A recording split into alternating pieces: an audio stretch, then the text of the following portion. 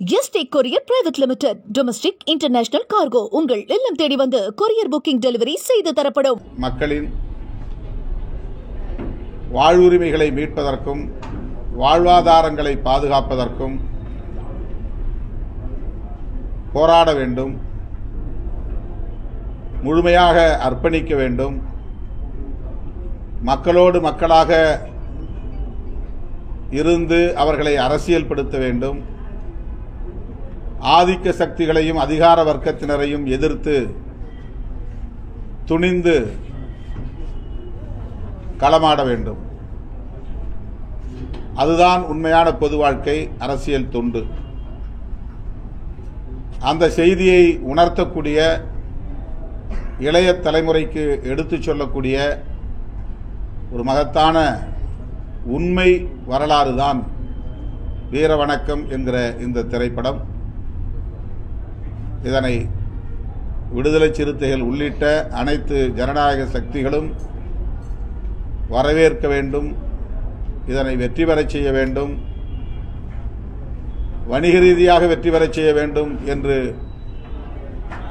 சொல்லவில்லை.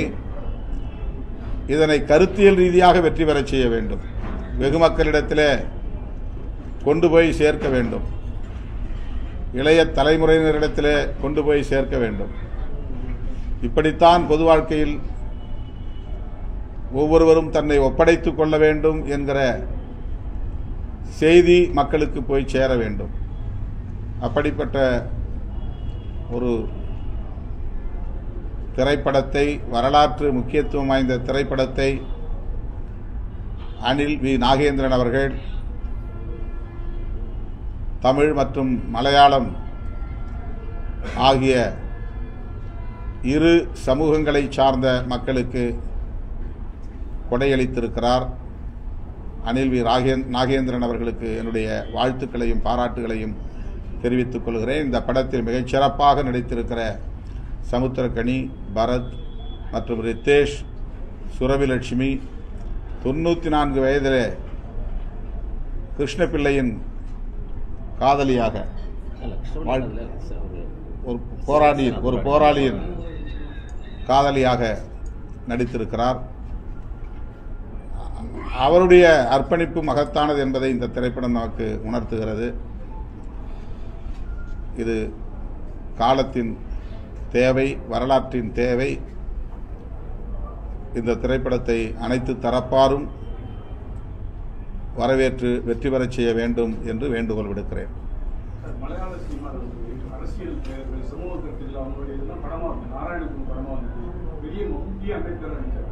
தமிழ் சினிமாவில் வந்து எட்டமலை சினிமா விஷுவல் கூட இது வரைக்கும் இல்லை. அது மாதிரி உங்கள் வாழ்க்கை கூட சினிமா இருக்குமா? இப்போ கூட பாமக அந்த மாதிரிலாம் வருமா? உங்கள் வாழ்க்கையை சினிமா எடுத்து இப்போ கூட இதுக்கு பயன்படுத்திக்கிறீங்களா? அது யோசிச்சுட்டு இருக்குது. ஒரு நல்ல ஆலோசனை. திரைப்படத் துறையில் உள்ளவர்களுக்கு நீங்கள் இந்த ஆலோசனையை வழங்கியிருப்பதாக நான் எடுத்துக்கொள்கிறேன். விடுதலை சிறுத்தைகள் கட்சியும் அதை பற்றி சிந்திக்கவும் கடமைப்பட்டிருக்கிறது. வாய்ப்பிருந்தால் விடுதலை சிறுத்தைகள் அதுபோன்ற மகத்தான ஆளுமைகளின் வாழ்க்கையை குறும்படமாகவோ திரைப்படமாகவோ எடுக்க முயற்சிப்போம்.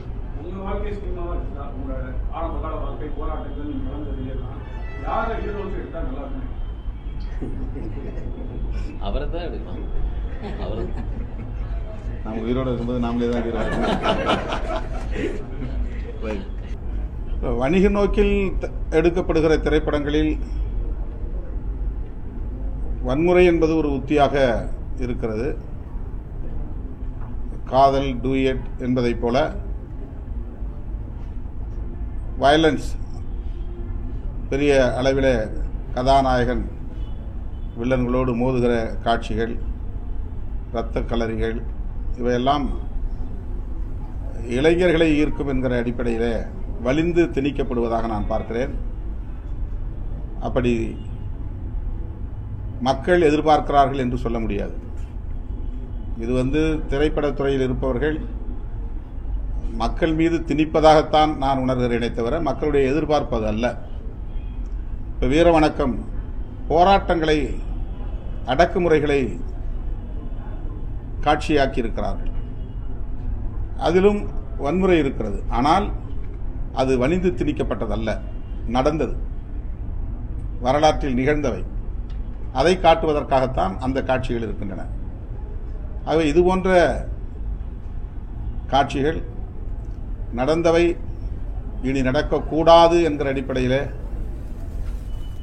திரைப்படங்களில் காட்சிப்படுத்துவது வரவேற்கக்கூடியவை. வணிக நோக்கில் திணிக்கப்படுகிற வன்முறைகள் ஏற்புடையதல்ல. இந்தியாவில் எத்தனையோ மாநிலங்கள், தமிழ்நாட்டில் தான் சினிமாவுக்கு அரசியல் 67லேருந்து 50 வருஷமா சினிமாக்காரங்க தான் சிஎம் இருந்தாங்க. ஒரு 10 வருஷமா தான் சினிமா இல்லாத வருங்காலத்தில் சினிமாக்காரங்க தான் சிஎம் இருப்பாங்களா, எதிர்கட்சியாக இருப்பாங்களா? உங்களோட கருத்து என்ன? திரைய கவர்ச்சி இன்னும் தமிழ்நாட்டில் இருக்காங்க. அப்படி இருக்கிறதுனால தான் திரைப்படத்துறையை சார்ந்தவர்கள் நம்பிக்கையோடு களமிறங்குகிறார்கள். ஆனால் இன்றைய தலைமுறையினர் அரசியல்வாதிகளை விடவும் அரசியல் விழிப்புணர்வு பெற்றவர்களாக இருக்கிறார்கள் என்பதை நாம் கணக்கிலே கொள்ள வேண்டும், கருத்திலே கொள்ள வேண்டும். 40 ஆண்டுகள் 50 ஆண்டுகள் அரசியல் களத்தில் பணியாற்றக்கூடியவர்களின் போக்குகளை துணிந்து விமர்சிக்கக்கூடிய அளவுக்கு அரசியல் ஈடுபாடு, அரசியல் விழிப்புணர்வு தமிழகத்தில் கூடுதலாக இருக்கிறது, வளர்ந்திருக்கிறது என்று நான் நம்புகிறேன். எனவே வெறும் திரை மாயை ஆட்சியை பிடிக்க போதாது. தமிழ்நாட்டு மக்கள் அப்படி ஏமாற மாட்டார்கள் என்று நான் நம்புகிறேன். இத்தனை ஆண்டுகள் 10,000 கிலோமீட்டர் தமிழ்நாடு ஒவ்வொரு இடத்துக்கும் போய் பிரச்சனைகளை சந்திச்சு மக்களாக போய் பார்த்துட்டு நடிகர் விஜய்ங்கிற ஒரு கட்சியாருக்கு எங்கேயுமே போல எங்கேயும் பண்ணல. 6 மணிக்கு மேலே பேச மாட்டாருன்னு ஃபீல் பண்றாங்க. ஆனா அவரோட மாநாட்டுக்கு இத்தனை லட்சம் பேர் எப்படி வந்தாங்க? என்ன காரணம்? லட்சக்கணக்கிலே மக்கள் திரளுவது என்பது திரைப்படத்தில் புகழ்பெற்ற செல்வாக்கு பெற்ற கதாநாயகர்களுக்கு இயல்பான ஒன்றுதான்.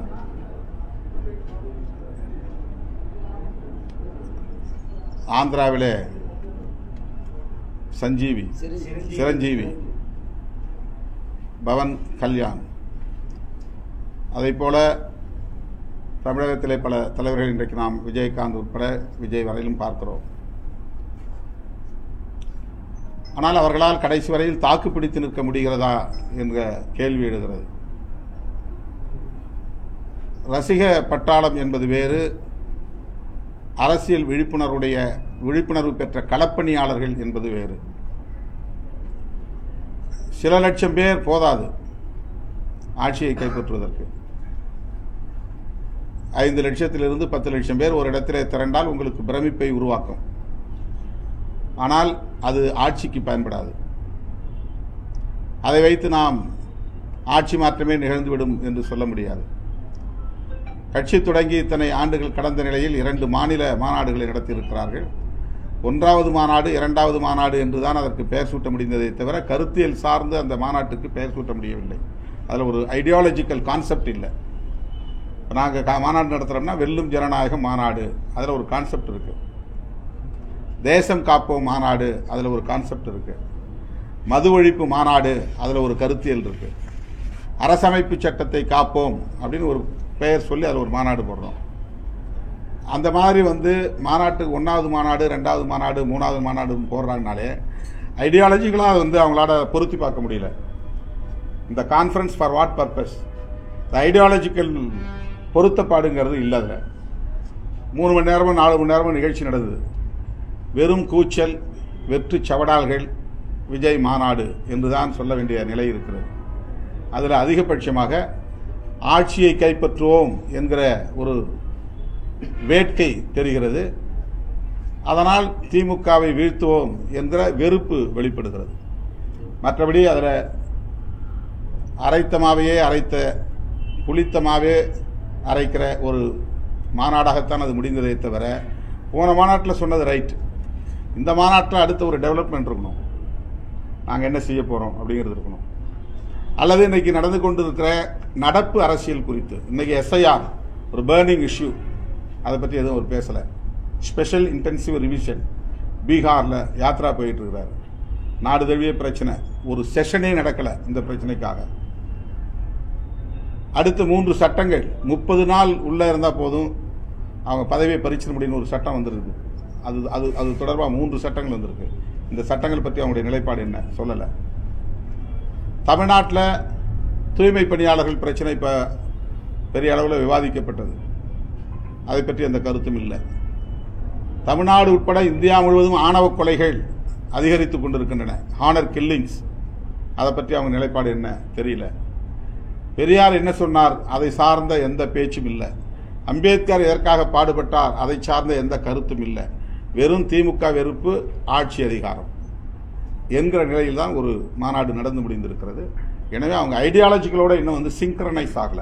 என்றும் உங்களுடன் மை இந்தியா. முக்கிய செய்திகளை உடனுக்குடன் தெரிந்து கொள்ள சப்ஸ்கிரைப் பண்ணுங்க, பெல் பட்டனை பிரஸ் பண்ணுங்க. என்றும் உங்களுடன் my India. Yesterday courier private limited. Domestic international cargo உங்கள் இல்லம் தேடி வந்து கொரியர் புக்கிங் டெலிவரி செய்து தரப்படும்.